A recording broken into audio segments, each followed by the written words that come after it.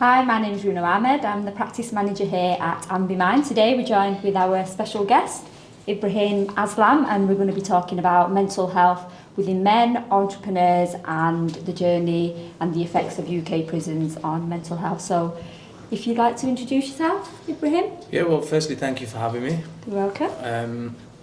So my name's Ibby Aslam. I'm from Manchester. I'm a mindset and business mentor.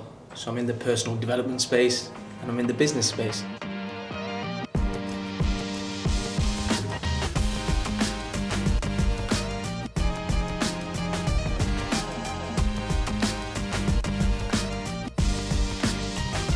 Right, so are you happy for us to start with our questions? Yeah, fire away. And do you prefer to be called Ibby?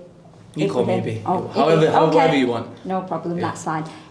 So could you firstly share a bit about your journey from coming out of prison to building a seven-figure corporation? Yeah. That's okay with you? Yeah, sure. So I come out of prison in 2015. I spent about 10 years in prison, over 2 sentences.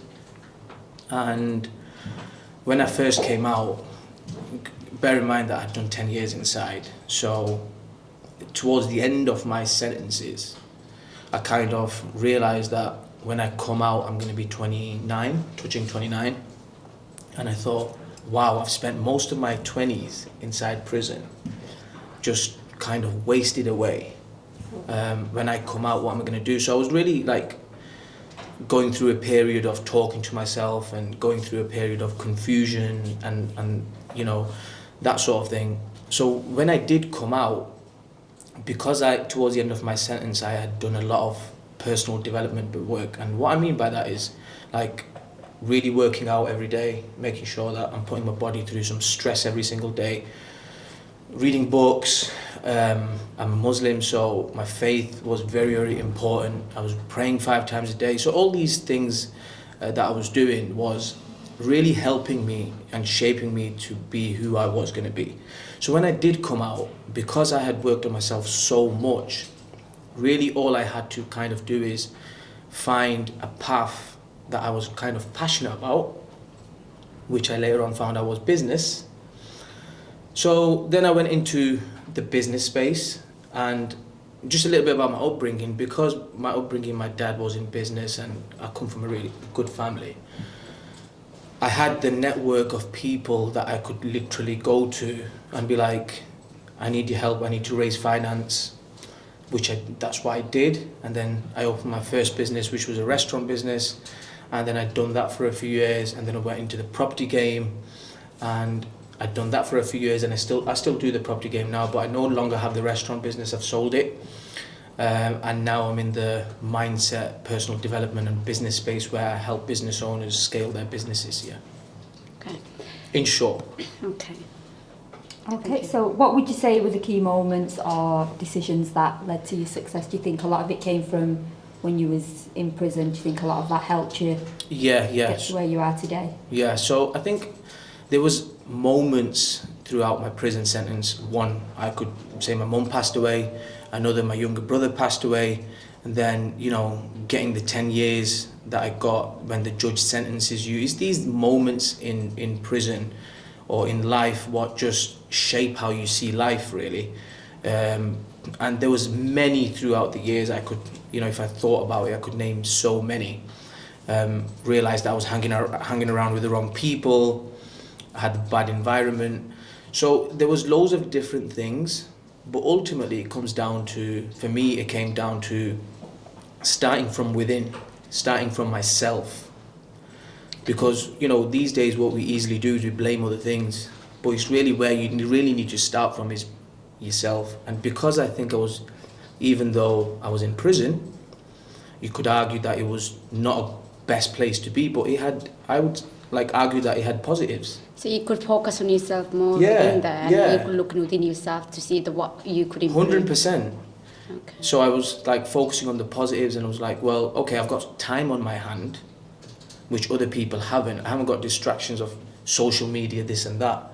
So I can work out, I can become the best who I need to be. I can really figure out who I really am. So I've done that work, the inner work. Yeah. Just stop you there. Just ask you one thing that you have mentioned before. when you are in the prison for 10 years, and within the time you get to know yourself. That's a very good thing, and also you feel like that you are motivated yourself to explore yourself as a person, what you want to do, what is your ambitions, or how you fit into that when you come out. You know, like you said, you start to setting up a business and all this. So having the environment, the prison's environment is totally different from the outer environment, isn't it? How you fit into it straight away when you come out? How did you felt? You know, coming out from the environment to that, it's more of everything around it. Yeah. But even in prison, you have to understand there's good people, bad people, right? It's what you choose to do. So because I was choosing to read the books, I was choosing to work out, I was choosing to do what served me, I was so focused in that I wasn't going to get distracted. Like, for example, in prison, there's people that smoke or take drugs or even make hooch, drink, right? Absolutely. So I thought, well, I'm not going to do that. I'm going to make sure that I work out, I read books, I do what's serving me. So I understood that straight away. So when I then came out, it was a different environment, but it was mindset. Because my mindset's so strong, I could literally kind of differentiate what's right and what's not, what's going to serve me, what isn't. So I focused on what was going to serve me. The ethos that you set out from before you coming out to the jail, you follow that? 100%, because when I first came out, I was, again, everybody started coming to me. Yeah. Oh, how you doing? What are you up to? And I realised that, wait a minute, I really need to select the right people here.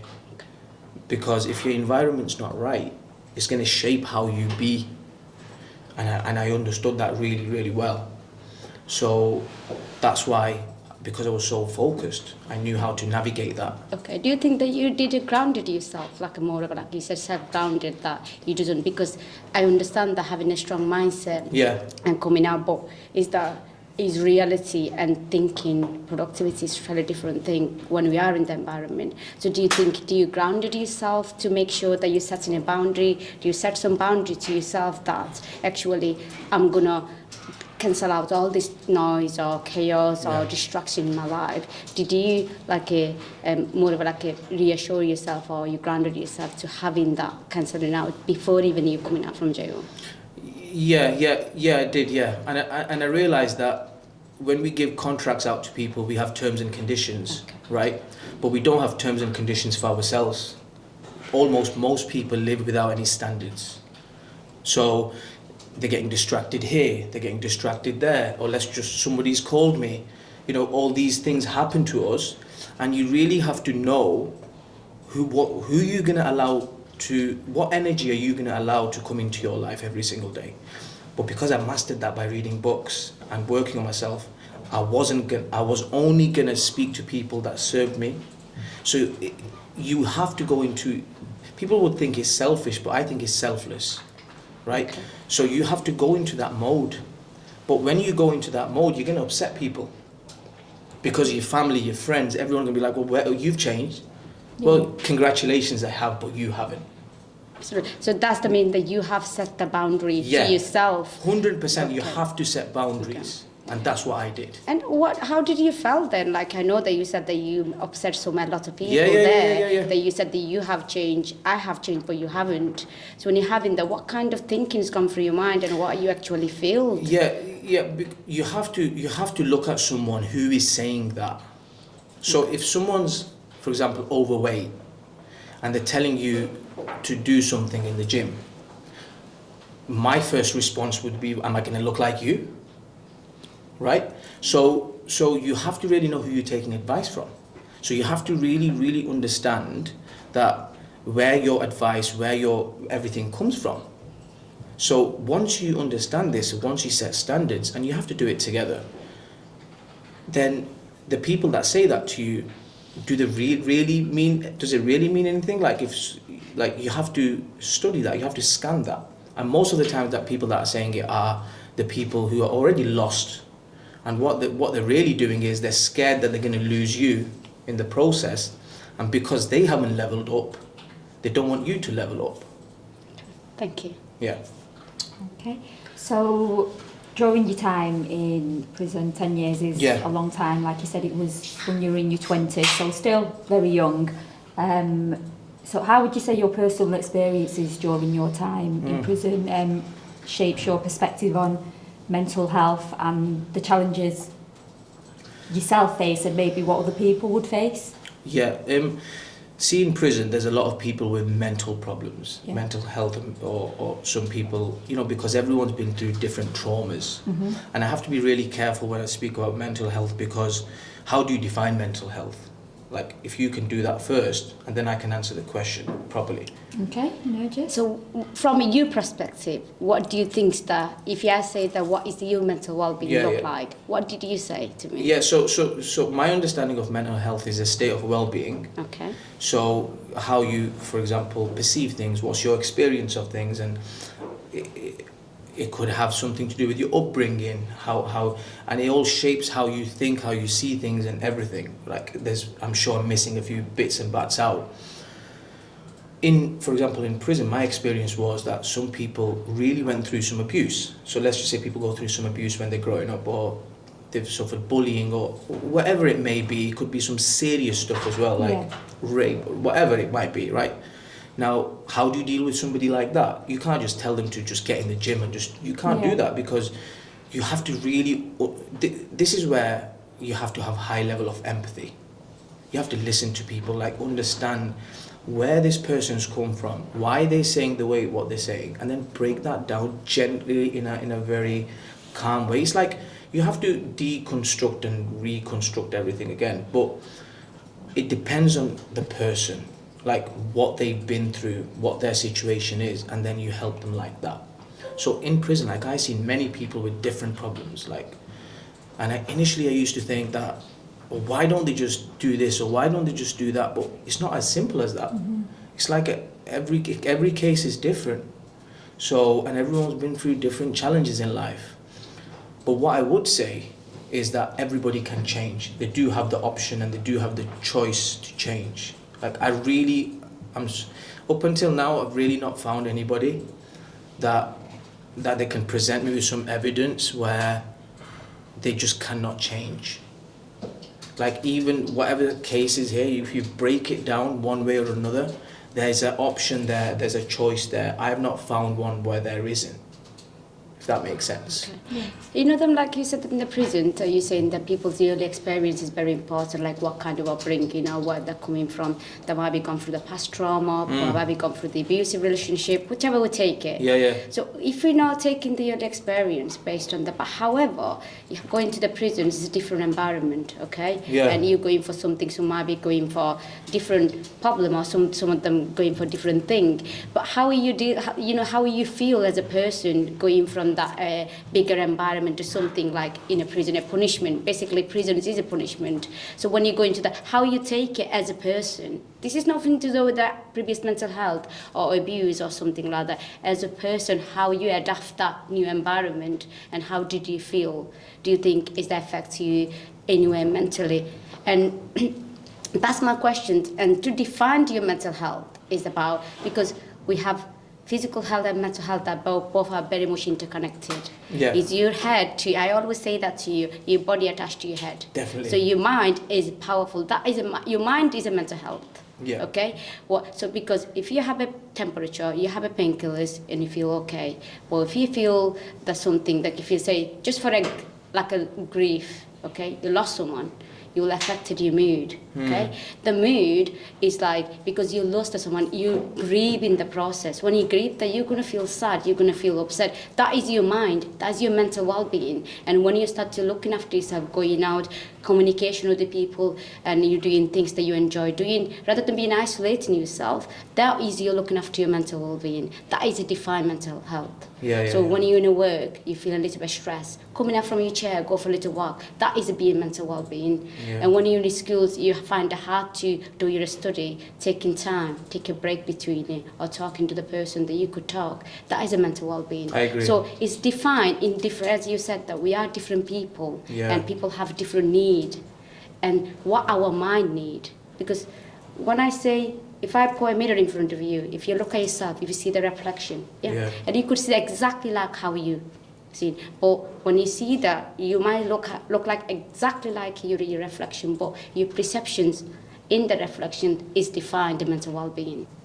Yeah, so when when I first got locked up, I was just touching 19, and at the time it was a little bit scary when I first went in. Okay. And I had to grow up fast, really fast, because I realized that there's a lot of things I don't know. There's a lot of skills that I need to just learn. Yeah. Okay. Right.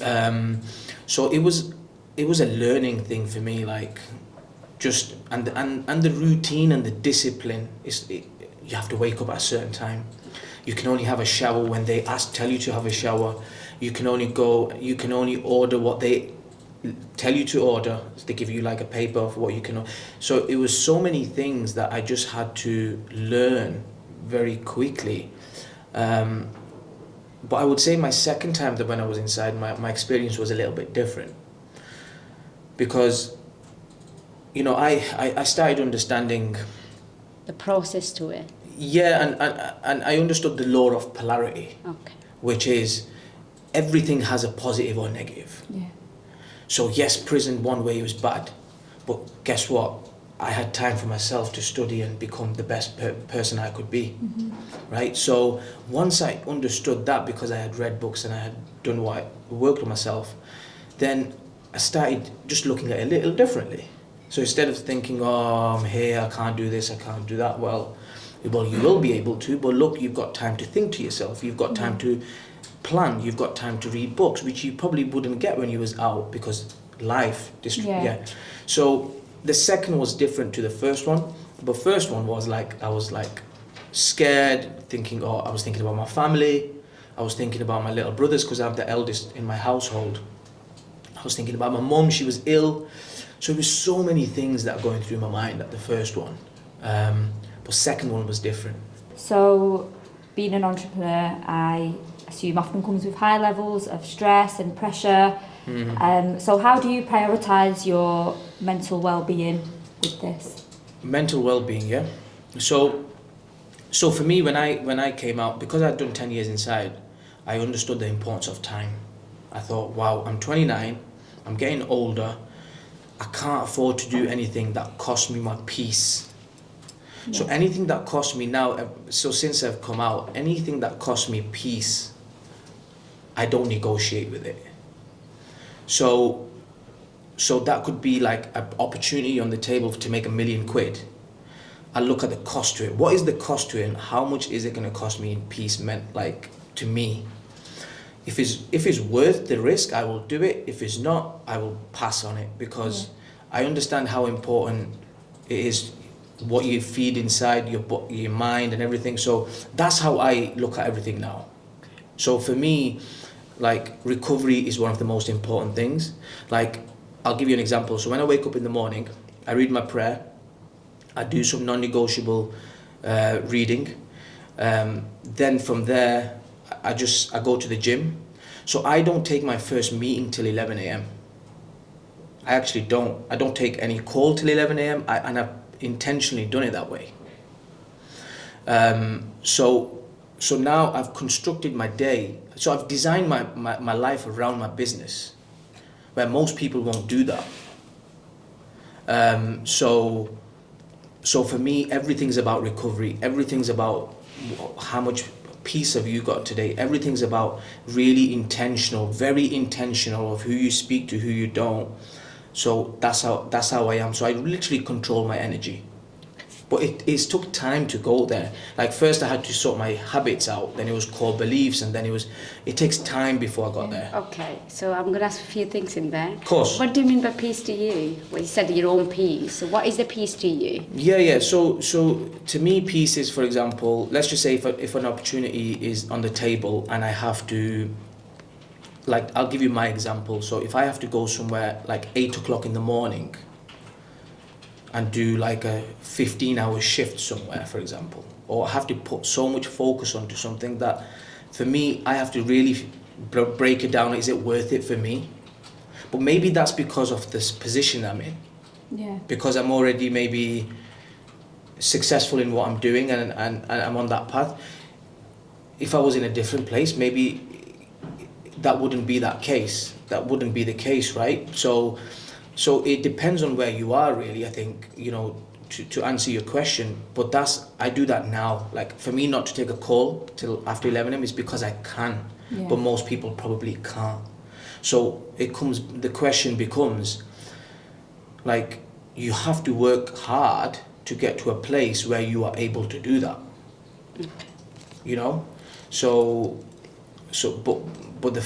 That's what I done. I spent time doing. So when I came out of prison, for example, honestly, I hated my situation.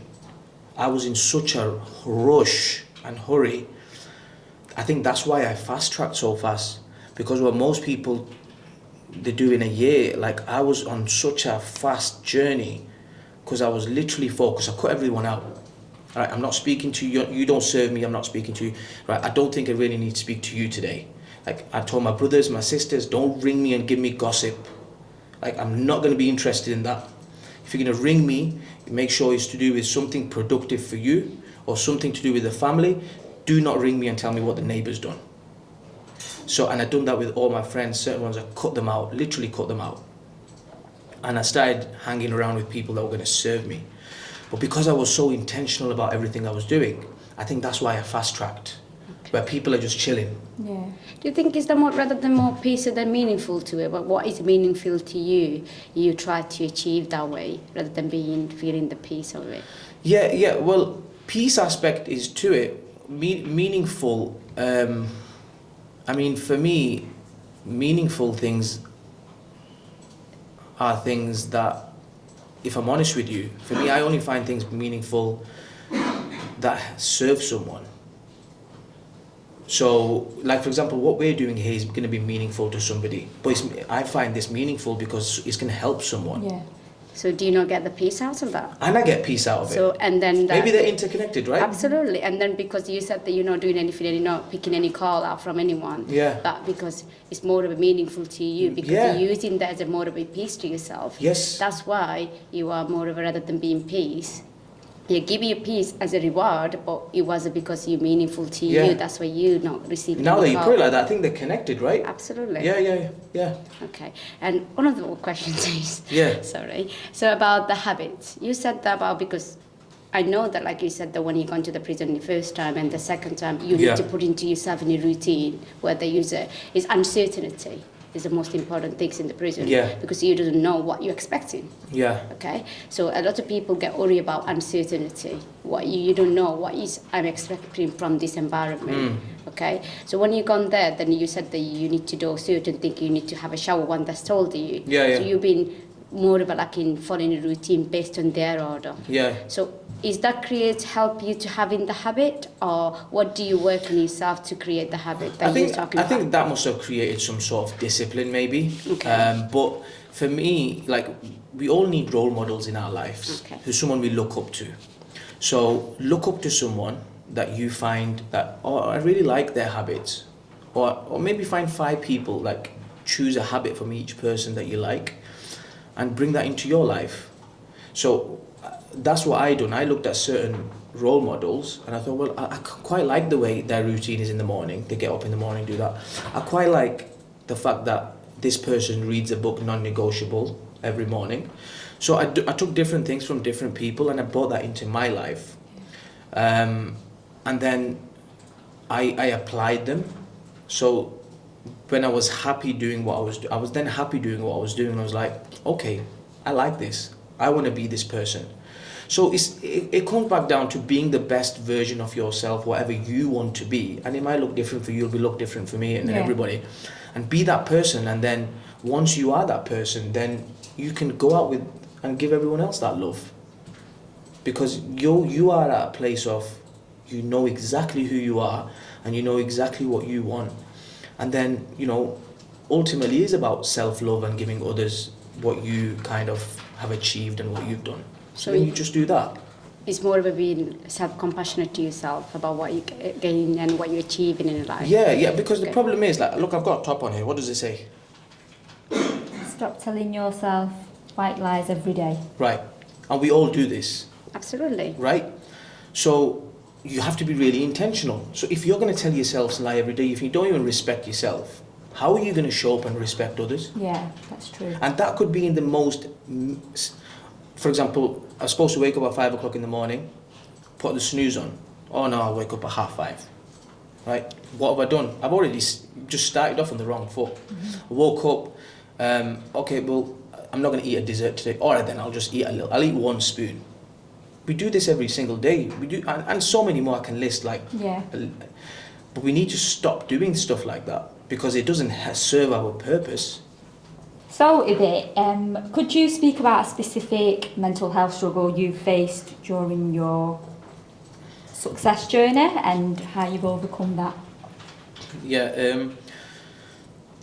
Sorry, say that question Sorry, again. so can you, during your journey, Yeah. as an entrepreneur, can you discuss something maybe that you've struggled with, your mental health, if that's the case, and how you overcame that? I've had loads of challenges, okay. like lots of challenges. Like in business, there's challenges every single day. I'm resolving problems and it's like, this again, it's stressful things.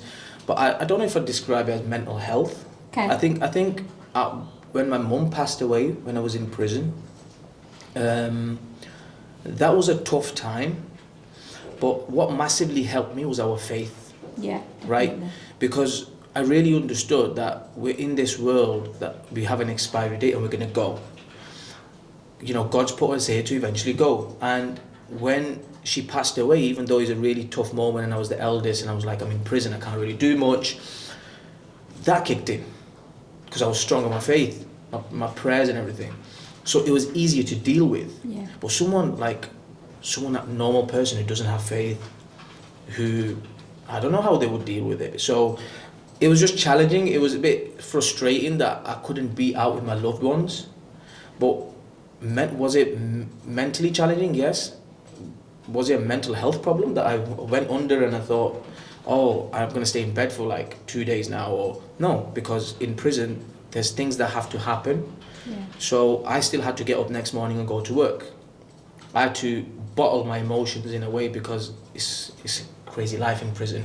I didn't really do the healing and, thinking about it, but I did probably. I prayed to God. So that's how I dealt with it.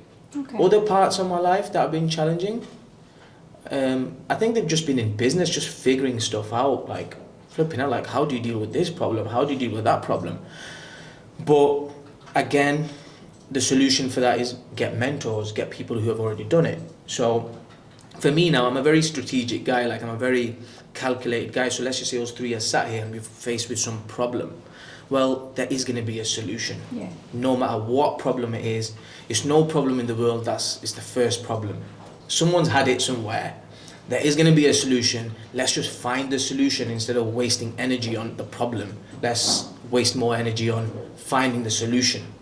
So that's my mindset, if that makes sense. Okay. Well, it depends on the mindset again, that because you try to focus on the mindset, isn't it, for the through your prison journey, you had the time to invest yourself. Yeah. But people doesn't have the time all the time in day to day. Like people have a choice though. Yes, people might have a choice, but sometimes the people might be going through a lot of different things. You had that 10 years to yourself to invest that to yourself. 100%. But in this outside the society that doesn't have it, and then when they're going through the grief, and then you're saying that you lost your mum, you have a faith, and the faith help you to just somehow process that. But however, you need to bottle your emotion to go back to work. So you need to get in your life to do things that you need to do.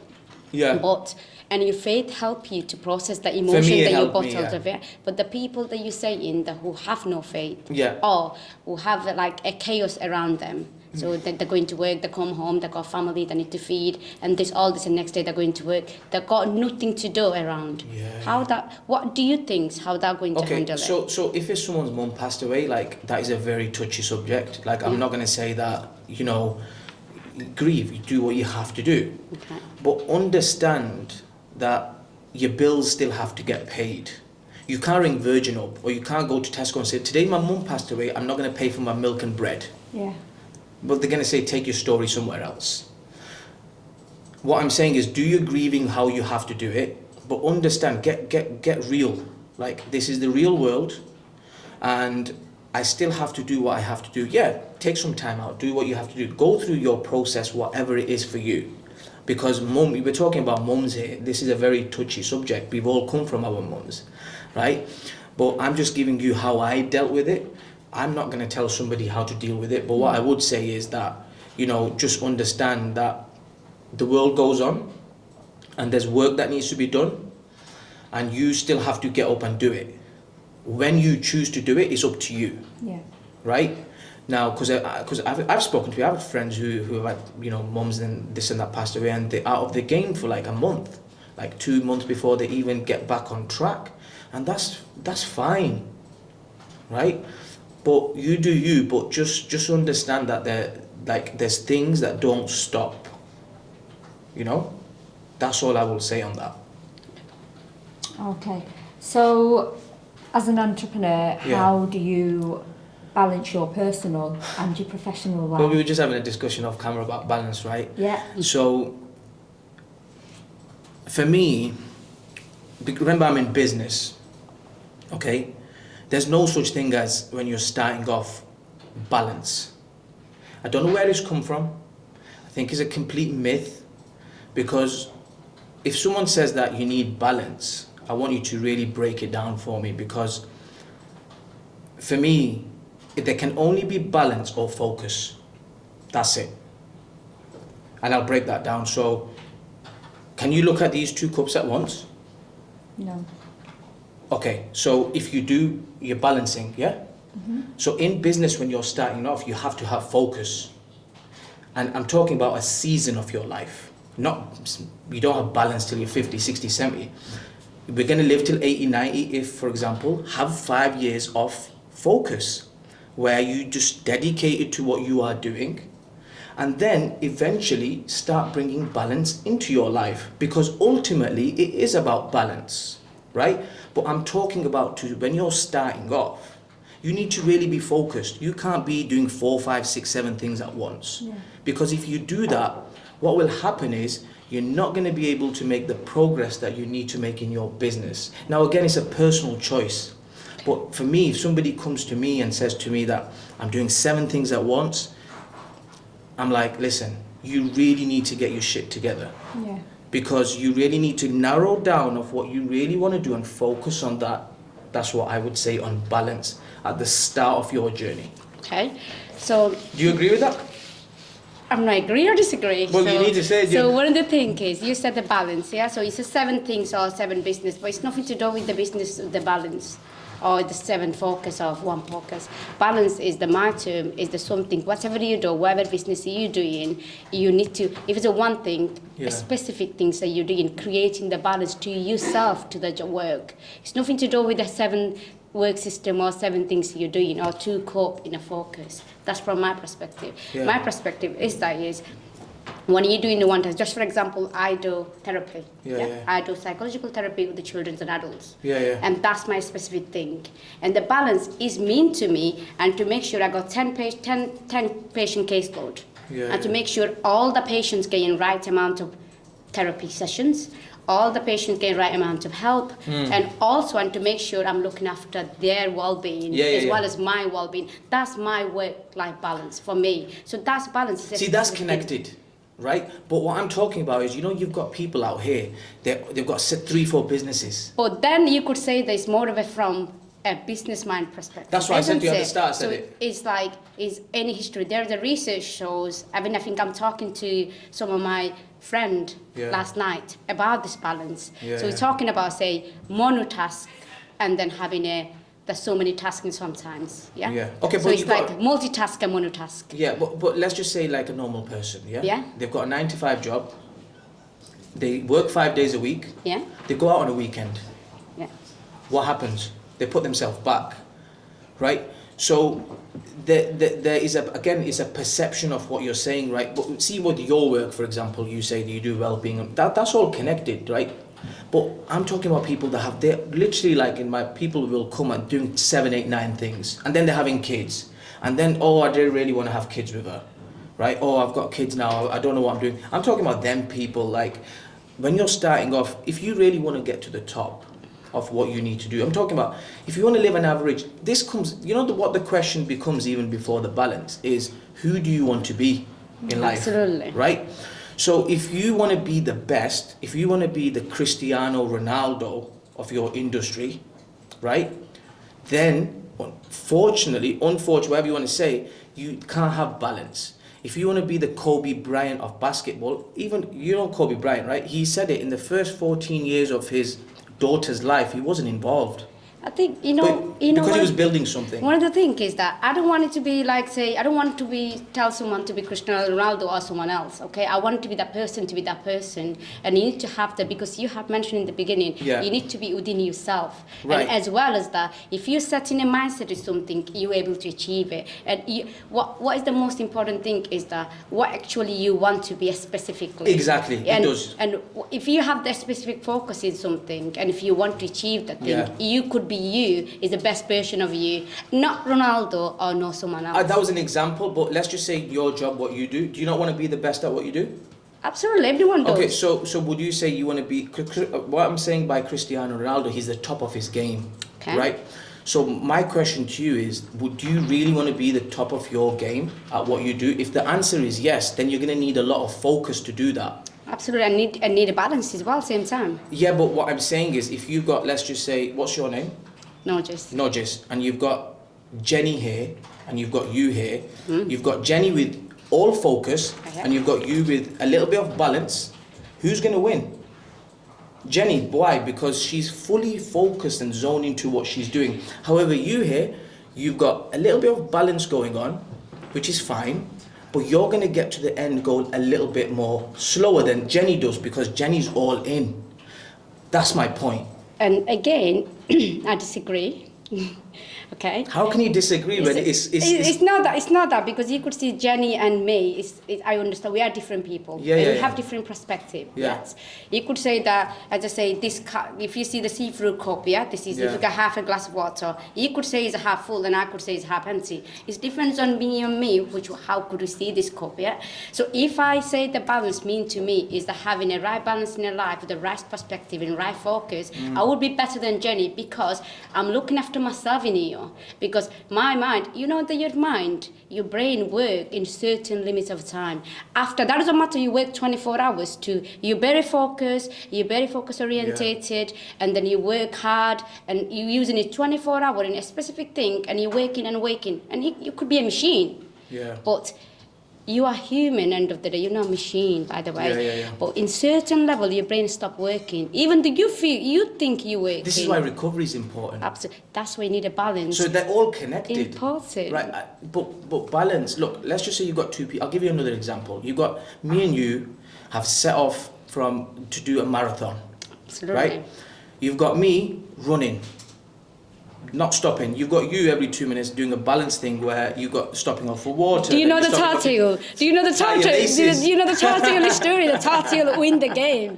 Do you remember that the other one is sleeping? He was speeding. Right, both of you. Do you know the story? You say yourself. Can we agree to disagree here, guys? But you understand my point, though, right? Absolutely, because that's from your perspective. And what we need to stop doing is giving people excuses. Because what people will do is they will watch us and they will be like, oh no, she said that. For example, they will take excuses. People are like that. So what you have to do is, first of all, do you, but understand who you want to be. Do you want to be the best, or do you want to be average? If you want to be average, do your balanced stuff, whatever. If you want to be the best of your stuff, of your niche, unfortunately, you have to be locked in, which means there's going to be a season of your life which you have to be focused. And that's just, we'll leave it there. And what's it called? Yeah, I think that's best to leave it there. We'll let the people decide. Yeah. Put a poll up. Yeah, that's comment below. So, and listen, I said my part. What I meant to say, balance and be perspective is very important. And with important. respect, I mean this. Yes, right? yeah, within the respect. So comment below. Tell us who is right and who's wrong. Right. So my plan is. You've said your plan 7 times. Right, so we've got balance and we've got focus, guys. So we'll leave it to you. So my perspective, what I meant to say is that balance and perspective is very important, because if you were locked in yourself and you stay away from the world, you're not looking after your mental well-being as well as your physical well-being, guys. By the way, you need a balance of everything so you could have a better mindset. It's about not how many hours you're working, it's productive working. So it's a productive hours that you're implementing yeah, yourself that's a different question, though. I agree with that. The quality of the time that you put into it. We're not talking about that. We're not talking right, about guys, that. I think we need to stop on balance, focus. That's what I meant to say, balance, basically. No more balance, no more focus, please. Right, we will move on to the next question. It's like us now, we're focused on this, right? But if I was speaking to everybody else, I'll have balance everywhere. Like, we have no focus. You know what I mean? My husband actually agree with you, because you know why? Because he want to lock him off and then work hard. But it's me. It's not that way. Would you like to bring the husband down? Of course he would. Okay. I'd love to meet your husband. Would you like to join us for the balance focus debate? Come on, please. Right, here comes Halal Ahmed. This is Nurjis' husband, so you can join our debate. This is Halal. So he's the business. Yeah. I won't even prep for this, but yeah. So he's a very successful business owner, and he understands. I'm not talking from business perspective. I'm talking about the human perspective. Is that you need to have the both in same. You need to look after your mental health. You might make money, but if you make what's the money for? If you're not looking after yourself. This is why it comes down to who you really want to be. Right. Okay, guys. That's the first question, and then I think for me, to back up Ibby's point, you know, you're trying to. You've got to think like people, like with your mindset. There's only a certain percentage of people in this world with this mindset. So you're talking more about a generic mindset. Absolutely. And, you know, there is no balance. There is no balance for that mindset we're talking about. It can be achieved, but only a few people in the world will actually achieve this mindset. But you're talking more generically. Absolutely, because we're talking about generic people in here. We know, like, and this is why it comes down to, like, really your question about who do you really want to be, right? Absolutely, and you know, someone not give themselves 10 years to be trained, to be habitual, to be creating like, I have this direction and I'm going to follow this. All the distraction noise, all the chaos out and everything. I'm telling my friend, don't call me this time. I'm telling my mom, my sister, don't call me this time. So all this boundary that you're setting, but like I said, it's only a season, right? Do you understand? That's your seasoning of a life, that way you want to create your own life and your own ambitions. But what I want to say is having a balanced lifestyle in this world, the 5% you're talking about, other 95% people is hard for them. Yeah, and that's absolutely right. And I think what the audience needs to decide right now is: do you want to be average and do you want to fit in the 95%, or do you want to fit in the 5%? Absolutely, and they can decide that. But I'm sure I know where I sit, and I know where this guy sits in the 5%. I think as well, one of the things when you mention, obviously we know ourselves, you know, faith has, you know, determined a lot of our lives. I think, you know, for some people it's faith, for us it's most probably, you know, Islam. For others it's spirituality. So, you know, that's probably a part of balance we can talk about, you know, that allows us, you know, there's control there. But other than that, everything what he was saying, it is full chaos until a certain period. Because our minds, I think, what you're trying to get at is you're trying to slow the mind down, and you know, you're putting things in, skills in place so we can control our emotions, control our fears, and bring balance to our life. But I think with sort of that entrepreneurial mindset, I don't think you ever achieve, you know, that, you don't achieve that balance early on anyway, because your mind is racing that fast. You want to get things done. So you're supposed to go 80 miles per hour, so you try to drive in 100 miles per hour because you want to achieve just that. For a season. You know, the other day you said... For a short period of your life, Absolutely. You've got to make the sacrifices, the risks. I think the only balance for me in them moments is my faith and my spirituality, taking that break out. But other than that, you know, you're at it 120 mile an hour, but that will never win you the race, by the way. Absolutely. You know, you are right, the turtle will win. You know, it's Absolutely. the consistency, it's the simple things in life where you get ahead. But you have got to be on it. Absolutely. You have got to focus. So you need to be specific and very realistic. What you have. That's why we say certain things in the therapy room or psychological room, whichever is in your life. Smart goal, having a vision, and you achieve it. Is just you need to know that you are on the road yourself, but you might have it. Like, you know, they say like someone by investing. I'm telling you last night, isn't it? So I said when we invest money in the house, our bank balance goes down.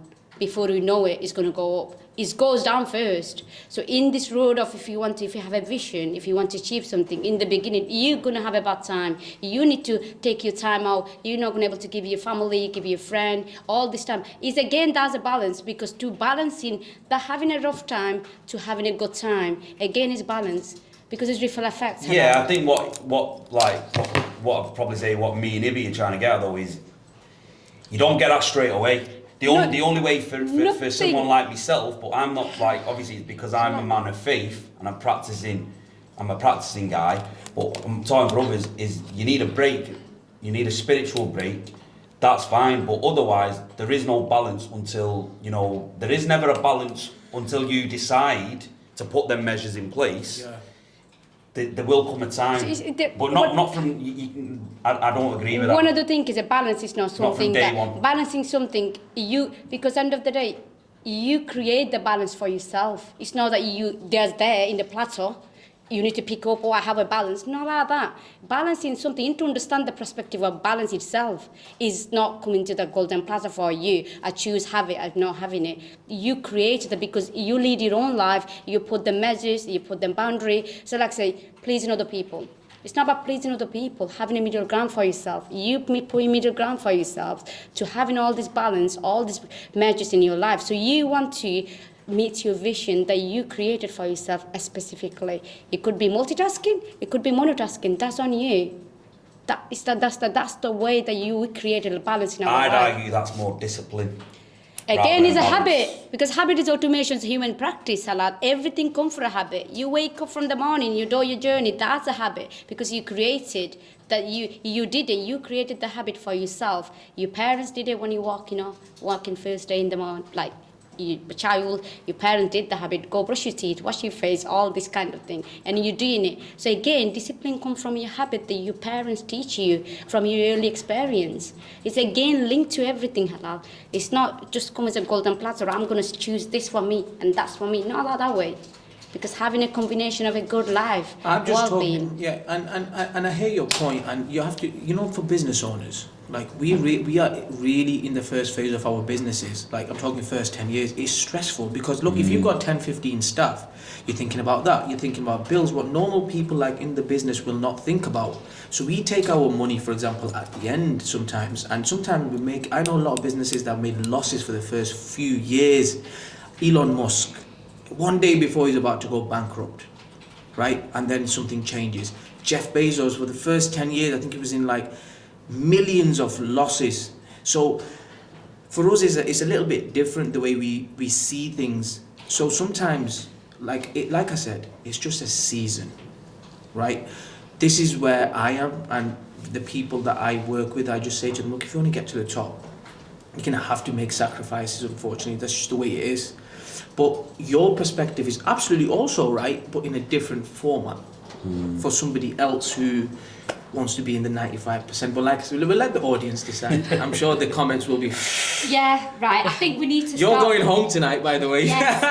Anyway, we'll stop on the topic of balance and focus and even discipline and habits we'll put in there. So thank you for joining us. For that discussion, husband and wife. At least it didn't kick off, but thank you for sharing that. So no, that's a good thing that because we all have, as I said, like you could say half full or half empty. That's only you, isn't it? Because I think it's half full.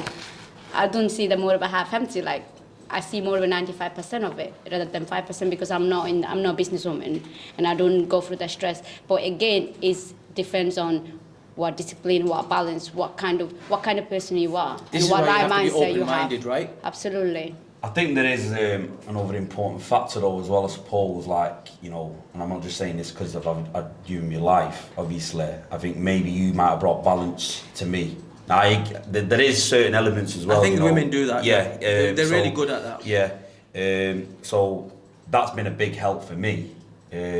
So again, it's a balance, isn't it? Yeah, right. maybe. I get you, but our minds are running so because quick. One of the things is halal. I don't want to keep going over the topic, but with the business is that because that's something that you want to succeed, okay, and you want to pour your 100% to it. You don't sacrifice 0.901% to lose out.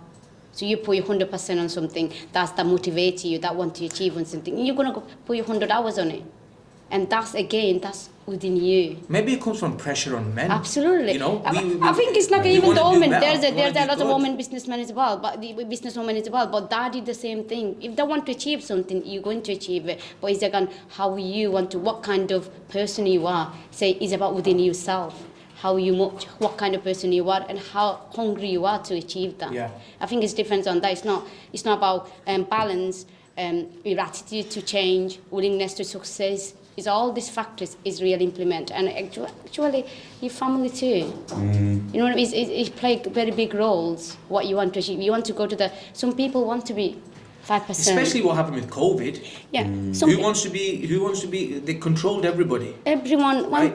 So now it's even more about trying to get out of that rat race, that sort of, whatever people want to call it. People want freedom. Absolutely. I've noticed that a lot of people want to do what they want to do. And everyone wants to be 5%. Don't take me wrong way, because there are 95% people that don't want to be 5%. They want to be. Yeah.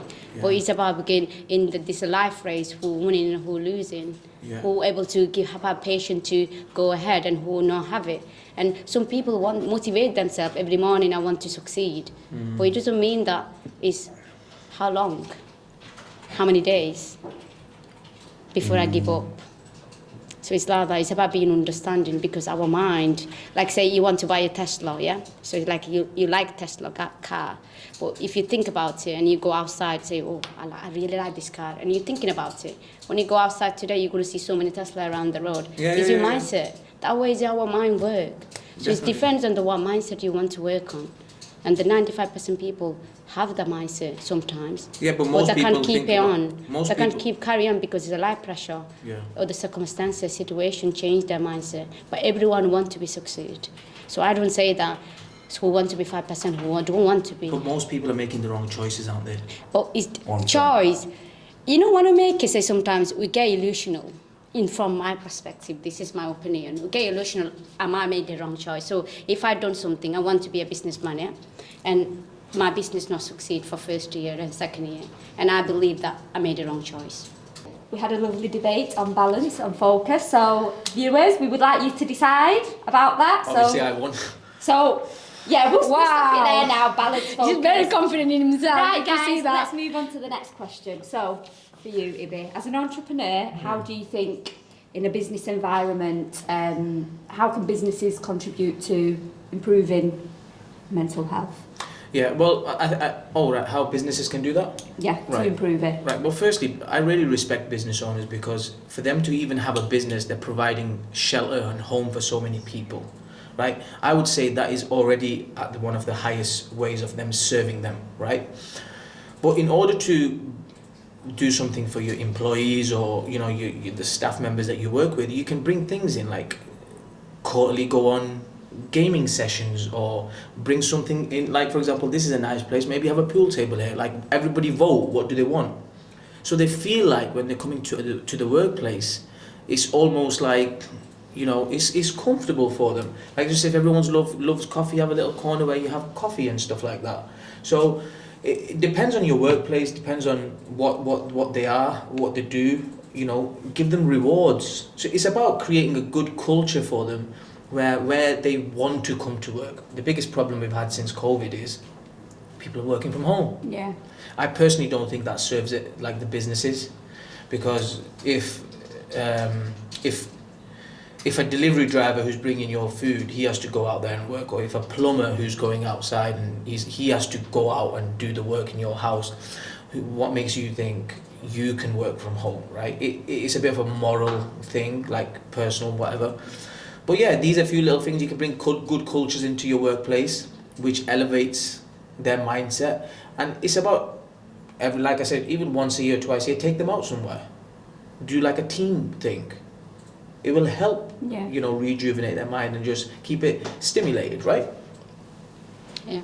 So more of like a healthy work culture, basically. Yeah, but it depends what everyone wants to do. Like, I remember, for example, when I hired, I've got 2 PAs, right? So when they applied for the job role, I said, it's in your contract, you have to go to the gym. This is in their contract, right? Now, I know and I understand that when I go to the gym, I'm elevated, and when I'm turning up on a meeting after my gym session and my eating right, like I'm coming with different energy, and I'm making more clear decisions because my mind is very clear. Like, I can think clearly. You know, that's for me. So I know if they go to the gym and release them dopamines and you know, they feel a little bit better, because in life we all have so many issues and problems going on. So you know the one in the beginning of the first couple of years that you said you work hard so much and you need to give the 100% to yourself. Yeah. Do you went to gym at that time? 100%. So what did you do and why you went to gym? Yeah, because that's work as well. I class that work. Okay, so that's a balance. Oh, not really, because you're balancing your hormone, you're balancing your neurotransmitters, because that's giving you a rewarding system to make you're elevating your mindset to work hard and clear vision. So that's a balance. You're defining work as going to an office. I'm defining work as gym work. Books, reading books. So that's your balancing, eating right. Isn't it? All these things for you is a balancing your table you. No, it's I don't see it that way. I see it as though this is all work to do with my personal development that's going to help me elevate my business. Absolutely. So all these things you need to have, all these things you need to do to creating that to your personal development. Yeah, so it's balancing all these things. So if you look at a bouquet of flowers, for example, yes. a perfect, beautiful rose of flowers, yes. that rose is so many things that have gone into it to make it a perfect rose, right? Okay. Now, it comes back to what is it I want to achieve. So I wanted to achieve, for example, make my business go forward, make sure that my staff is happy, so the things that I'm bringing into that environment are only going to be the things that are going to make me go forward in my business. Now, under that umbrella was, for example, gym. So when I'm saying that, when you're arguing about the balance thing, yes, the balance was to do with the things that are going to make you go forward. So, for example, me speaking to somebody for an hour was not something I was willing to do. Me opening another business was not something I was willing to do. Okay. So it's the things that come only under that umbrella. Like you do it. You said that you do that work, and then you do something with the clients.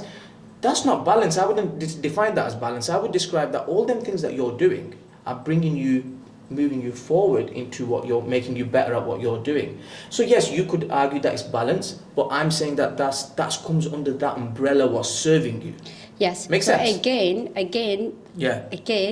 is that you're doing all these things, small things to make you work productive, because you make sure you go into the gym. You said that you have a contract with your PA that should go to gym. Yeah. That's you creating to make sure, because I know she's going to turn up. Yes. Yeah. So that's why that you creating that, because is different perspective again. Is the way that from my perspective I could see that you creating a good work balance in there to take your work in a successful area, And from my perspective, from your perspective, it's not balance. It's just that umbrella term to make your business. So it's again not balance. It's about, from my perspective, is balance. From your perspective, something else. It's about perceptions of each other. Yeah. That's all it is. So what I say in psychological terminology, okay, as from your terminology, for a businessman, that might know a balance. But from my psychology terminology, is a balance, because you're creating all these small things around your work. You go in gym, into read a book, and you do your phone calls, or you do your work, all these things you're doing as a component, that is you creating a good balance around you to make you the successful businessman. That is a balance for me. In the psychological way. But not everyone's a psychologist. Yes, so that's how I try to say. It's not about that as a human. If you look at that, if you're not going to the gym, how that affects you as a person to take a decision. It's a decision making, and if you doesn't do the read a book, you're not getting the knowledge that you needed. So you're creating to have a knowledge. You're reading a book, go in the gym to release your hormone, stress hormone, cortisol. Yes, your mind is more of a elevated. You're producing a lot of good serotonin, cytosine, whichever hormone I say, name it, good one. Okay, and oxytocin, all these hormones that make you feel better about yourself, as well as that give you a better mindset. So you could, when you're taking a good decision in your business, you gain the decisions. So again, you actively, you focused, orientated, attentively, using all these things in your life to creating, to succeed to the what you want to achieve in your life. Is that I was correct? very intentional, the word is. So, yes. Because focus orientated is intentional. But most people are not. It's other way. Most people yes, are not. absolutely. It's different on the person. We can say that you, whatever you're doing, I'm doing that. Because we are different people. That's why you are different. Okay? There's no such thing called perfect way. Right? No perfectionist. So when we talk about ourselves, we think about dull perception. So say you and your friend want to watch a film. Yeah? Your friend might like the film, but you don't like it. So it doesn't mean that the film was the worst film in ever. But that's your perceptions of what you understand and that perception of what I understand. But again, all these components you're using in your work, you make sure you tick all the boxes and they give you the products of what you want to be a good 5% or 95%. So again, you're creating a little balance in there to have the products. That's from my perspective. That's fine. Okay, you get it? I get it. Thank you. Okay, guys, the word balance again. We're all going to be dreaming about balance this evening. She put it back in balance, focus. I put it back in there, so that's fine. As far as that, put it back into the basket, and you understand from my perspective. Yeah, no, I get you. I got your perspective from the very first minute. Thank you. I just don't agree with that perspective, but I understood it from the very beginning. So, as you both know, there's a lot of stigma around men's mental health. So how do you break this down, obviously, from your perspective as a male and from Nurjis's perspective as a clinician? Then, who wants to go first? Sorry, say that again. What's the question? So the question is, there's a lot of stigma around mental health for males. What's the stigma?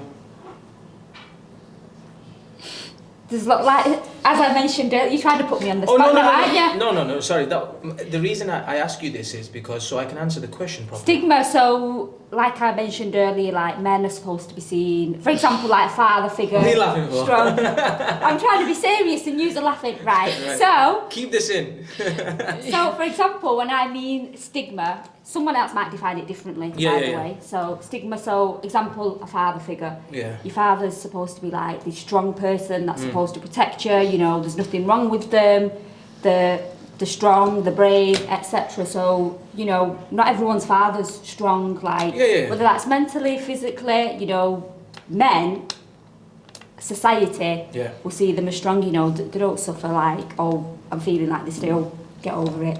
You're a man. From that perspective, I mean, but what would you define as stigma, or if you think there is a stigma? Yeah, firstly, men just need to grow up, right? Okay. Just all grow up a little bit, right? Stop getting soft, but ultimately it does come down to loving yourself, right? Which takes me back to several questions that we've just discussed before. Believing in yourself, becoming the best version of what you can be, becoming a man, right? And love yourself, and then ultimately just love others. Because that's what a job, for me, my understanding of it, that's what a job of a man is. Becoming the best version of himself, and then just protect everyone, just look after everybody, right? Yes, you're going to suffer with issues, but you deal with them. For example, what issue have you got? We're problem resolvers. That's what we are. I'm from my side. Look, guys, you're talking about someone who spent 10 years in prison, in a cell. I was locked up for 22 hours in a cell, right? Then my mum died while I was in prison. They told me I couldn't go to either I could go to the funeral or I could go to the mosque for whatever it was. Then whilst I was inside, my younger brother passed away, my youngest, in a car accident, right? I come out, I had nothing to my name at 29. I raised £500,000. I built up a 7-figure business over the last 7 years. You're talking about somebody who's been through a lot of roller coasters here. And I'm telling you that for me, nothing's a challenge. Yes, I've been through several problems and this and that throughout life. I've had down days, up days, but just think more clearly. Just think about it.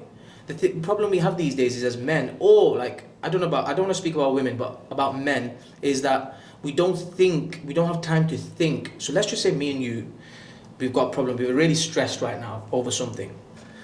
We'll pick up the phone, go on TikTok and watch cats. Or we'll go on Instagram and watch something totally stupid. Or we'll ring somebody. Why? Because there's so many distractions in the world out here, right? In prison when I was stressed, what did I used to do? I had no choice but to sit there with my deep, dark thoughts and deep think about the stuff. Now, if people done that more out here, when they're suffering from some issues or something, I think they would resolve them.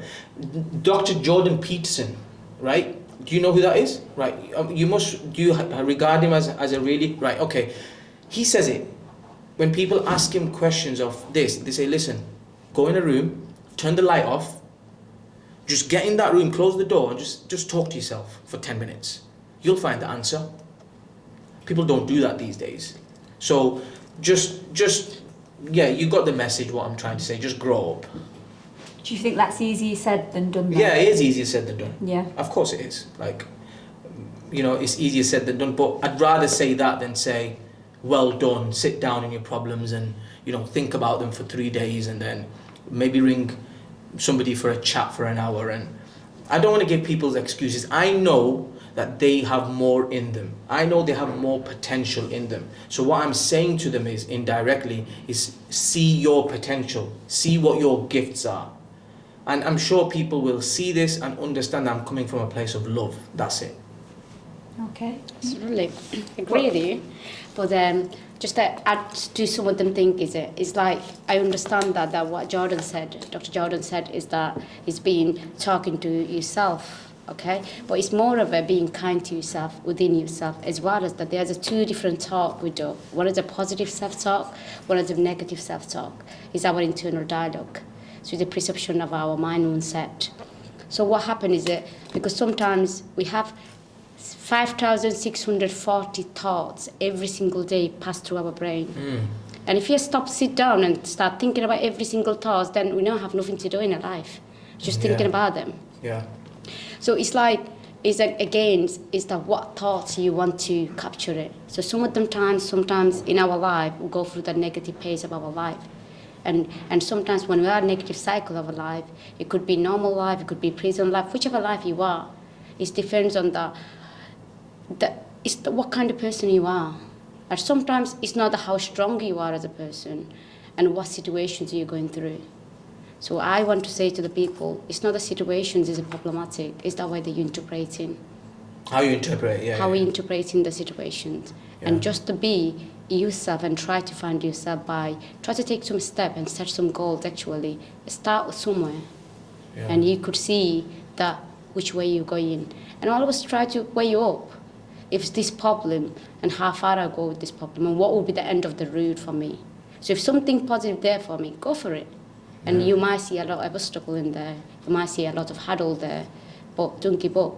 Because before even started, if you try to give up, then you never give yourself a chance. So try to give yourself a chance until that you are succeeded.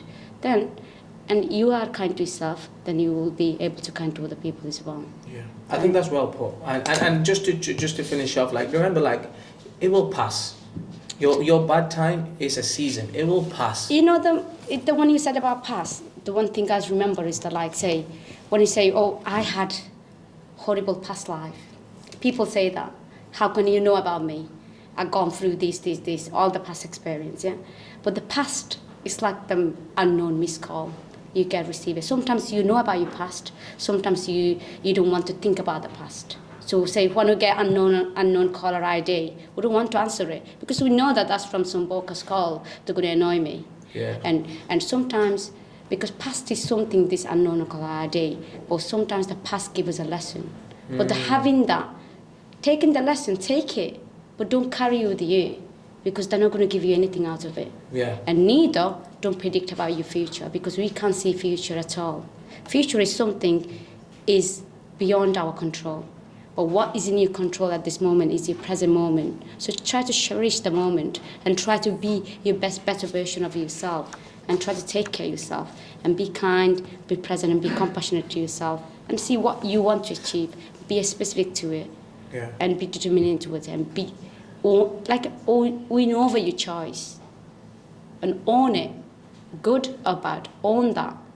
Take the ownership to your life and you could see that life is not that hard. It's a little bit easier than we think. Okay. So, Ibby, you mentioned earlier about your mum and your brother passing away. So sorry to hear about that. You've dealt with quite a lot of grief by what you've told us. during the past 10 years, especially when you was in prison. How did you handle that when you was in prison? It's like your mum's your mum, like, you know, how did you deal with that? Yeah, faith. Through your faith? Faith, yeah. Through my faith, I just, obviously, it was a shitty moment, it was a terrible time, but because I had faith, that helped me massively throughout that time. Okay. Do you think grief is a process? It's not something like just that you could just snap it out of it and come out from it. Do you think it's a whole process? For me, it was. Yeah, for me, it's like a process. And do you think grief, like, are you able to overcome it, or you learn to deal with it? Yeah, I think you learn to accept it. You learn to accept it, and yeah, I mean, I think about her today like it's like I just seen her 5 minutes ago or something like that. But so it doesn't go. It's always in your mind. Mm-hmm. It's just where it is. Like some days, if you're a little bit more busier, it might be a little bit back. But some days, like now with talking about it, it's here. So you're never over it. Yeah. Absolutely not. It's a process. You know, it's like your heartbeat, up and down, up and down, up and down. Absolutely. Yeah. So it's like some people think like when you go through the grief and loss, they think like, oh, it's easy to overcome. No. But my message is that grief is a long-term process. Yeah. It's about you need to reason to it and you need to accept it, and then you need to think about a more positive way the moment. When you started to perish the moment that you spend with the time or the family, and you started to more of honour that, then you will get more easy for you. I know it's hard, it's complex, but it still is a very beautiful process. The way you could cherish the moment with the person you love, and it will help you to easy way to accept that situation. Yeah. Okay, so your story has been, quite inspiring. So thank you for joining us today. We've discussed quite a lot. So for many, a lot of people will look up to you, and get to know more about your journey, how you got there. What advice would you give? Like, what awareness do you bring to your platforms for things around, whether it's like coaching, like mental health, businesses? What's the best piece of advice you'd give them? Yeah, I mean, there's loads of places I can go from at this point, but it's if you allow people to feed you, you are also giving them the permission to starve you. Mm-hmm. And what I mean by that is, like, everyone can do more in what they want to do. Really figure out what you want to do, because I feel like we're living in a time where people are probably confused, people are doing things they don't really want to do. So really think about what you really want to do, and follow your passions, right? And just understand that you can create a life for yourself, and just go and do it. Come back to action, right? Take action, do it. Like, stop thinking about it, because time is not on your side. Absolutely. So, whatever you want to do, figure it out today when you get back home. Literally, like, put an action plan together and start it from tomorrow morning. Done. So I think we can leave it there, like at that one. Yeah. Okay. Well, that's actually the end of our questions today, guys. So thank you again for joining us. Thank you. We've gone through quite a lot. You've gone into a lot of personal things there. Yeah. So thank you for sharing that with us. And for our viewers, we had the lovely, healthy debate about focus and balance, whichever way it was. I'm lost now. So we look forward to seeing your comments. So thank you, Ibby. Thank you, Nurjis, and we'll see you on our next podcast, guys. Thank you. Bye.